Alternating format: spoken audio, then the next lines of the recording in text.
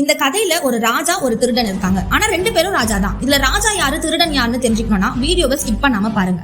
Mughal empire அர்னாஸ்காப் டெத்துக்கு அப்புறம் ரொம்ப week ஆகுது. 1739ல முகமது ஷா தான் டெல்லியை ஆட்சி செஞ்சுட்டு இருக்காரு. ரொம்ப பலவீனமான ஆட்சியா அது இருந்திருக்கு. அதே சமயத்துல பெர்ஷியன் நாட்டை நாடிஷான்ற ஒரு பவர்ஃபுல் கிங் ஆட்சி செஞ்சுட்டு இருக்காரு.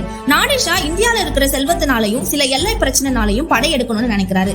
இது தெரிஞ்ச முகமது ஷா ஒரு பெரிய படையை போருக்கு அனுப்புறாரு. ஆனா இவங்க தான் ரொம்ப வீக் ஆச்சு. வெறும் 3 மணி நேரத்துல நாடிஷா அவங்கள தோக்கடிக்கிறாரு. முகமது ஷா சரண்டர் ஆகுறாரு. நாடிஷா ஒரு ராஜா மாதிரி டெல்லிக்குள்ள வராரு.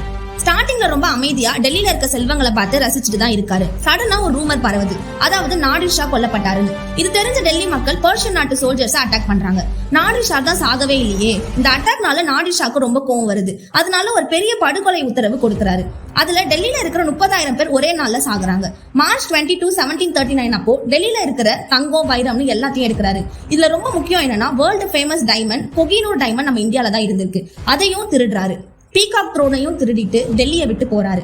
இப்போ அந்த கொகினூர் டைமண்ட் பல பேர்கிட்ட கைமாறி 1849 அப்போ பிரிட்டிஷ் கிட்ட போகுது. இப்போ அது பிரிட்டிஷோட கிரவுன்ல ஒரு டைமண்டா இருக்கு. இட்ஸ்